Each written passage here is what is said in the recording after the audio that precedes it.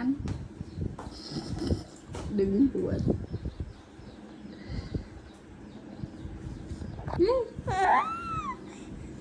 nãy mà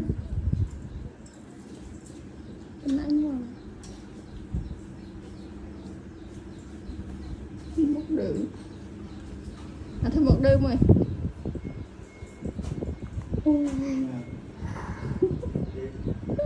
vì thế ở đây là một cắt sọ dần đối với mình tất nói đi rồi mà vào lại là cháy mà gặp phố việc phố và người những kiểu trận nấu cái còn say dục lắm đi chung là cháy nữa mấy